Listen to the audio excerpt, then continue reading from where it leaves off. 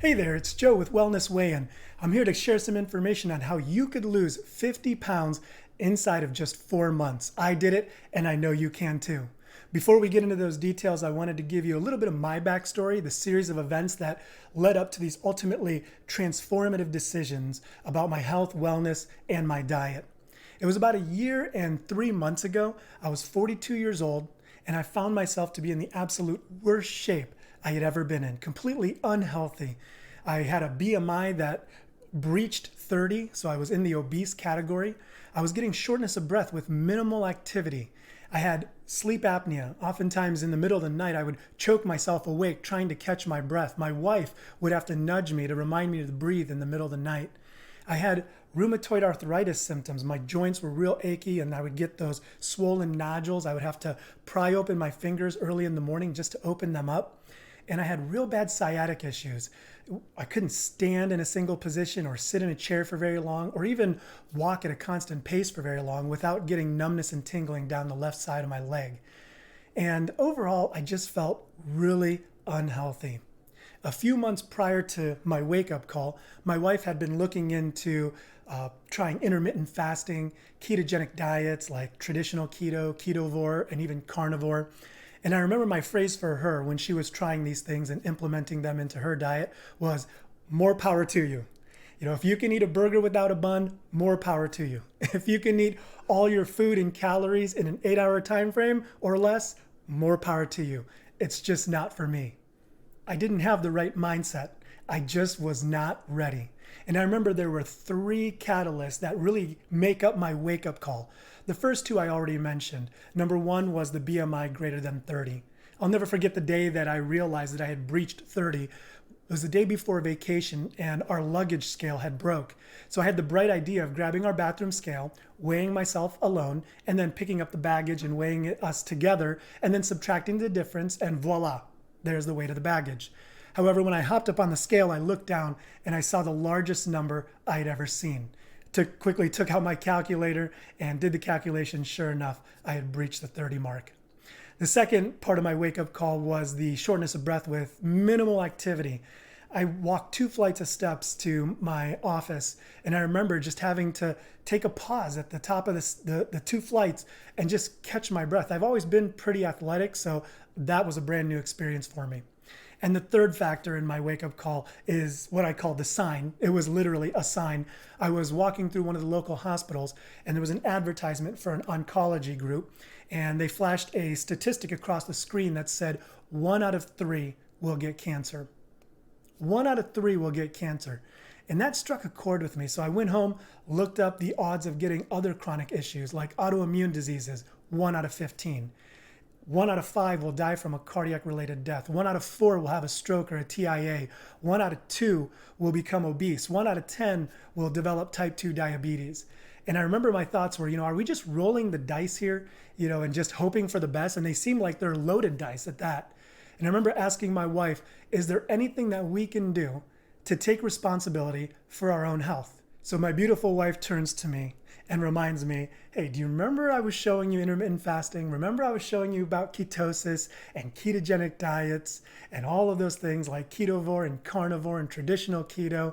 And so now I'm driven. And I become a sponge to soak in all of this information about intermittent fasting and ketogenic diets. I go to YouTube and I start searching and I find the likes of Dr. Eric Berg, Dr. Jason Fung, Homestead Howe, Ben Bickman, Dave Feldman, Dr. Sean Baker. My wife told me about Dr. Mindy Peltz, who does a lot on intermittent fasting and really timing that up with the women's hormonal cycle, which is very important. And so there's so many powerhouses, and I know I'm missing a lot of people who are out there that are just, great minds in the community that I'm really, really thankful I'm a part of. So I took all of that info and formulated a plan that would ensure my success and allow me to reach my health and wellness goals. The first thing I started with was intermittent fasting, or IF. And the first part of that is really assessing what is your eating window now and what is your fasting period. And I assessed my baseline. I was having my first bite at around 8 a.m. and finishing off my late night snack at around 8 p.m. So I was on a 12-12 protocol. which included 12 hours of fasting. So I decided to challenge myself first with a 16-8 protocol. So I would essentially eat all my food from 9 a.m. to 5 p.m.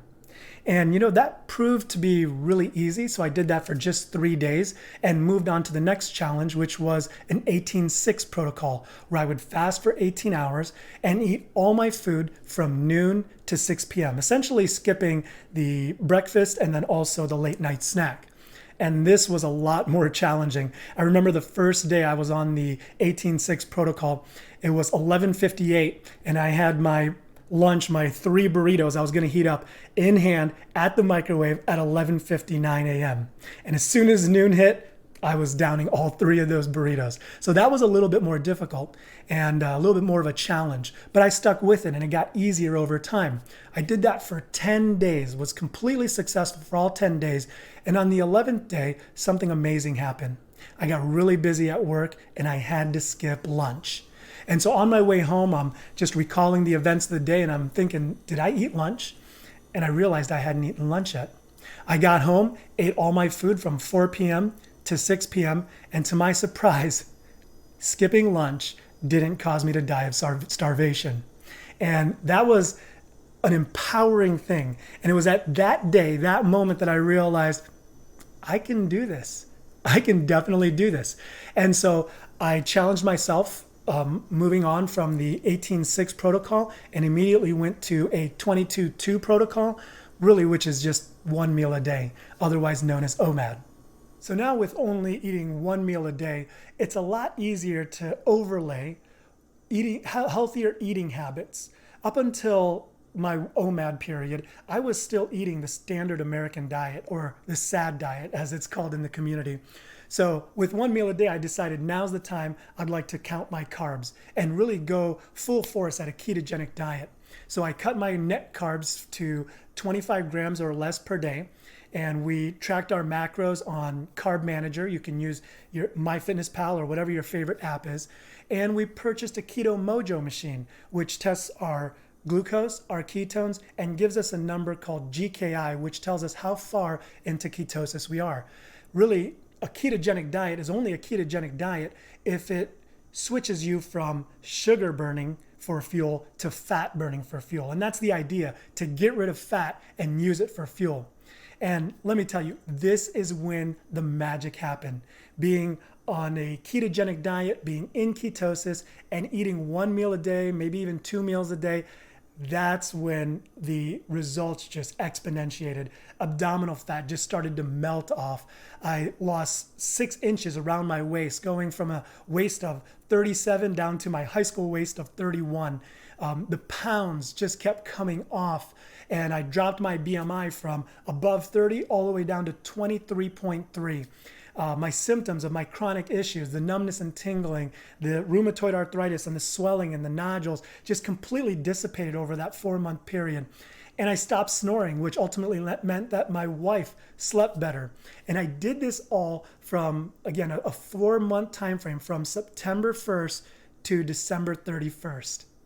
And the whole purpose of this channel is to encourage you, to tell you that you can do it. I did it, and I know if I can do it, anybody can do it. These changes are not a one-size-fits-all.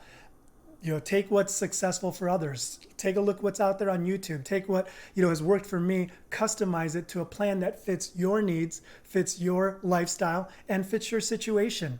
I've gone on to coaching in the past year, and I've coached dozens of people out of the same issues that I've experienced, and even more complex issues. And one of the pro tips that I always recommend is baby stepping into it. Baby stepping into intermittent fasting. Baby stepping into a ketogenic lifestyle and a ketogenic diet. And what that looks like is implementing small, achievable changes into your diet. Be successful for a time period until it's habit. And then once it's habit, add in another baby step, and then rinse and repeat. And before you know it, all of those baby steps add up, and you're on your way to achieving your health goals, your diet goals, and all of those goals that you're setting out to accomplish. Hey, listen, leave a comment if you have another pro tip, and I'd love to share that with the people I know and with the community. Also, hit the subscribe button if you're looking to live out a healthier lifestyle. We'd love to join you. Until next time, I'm Joe on Wellness, reminding you to weigh in.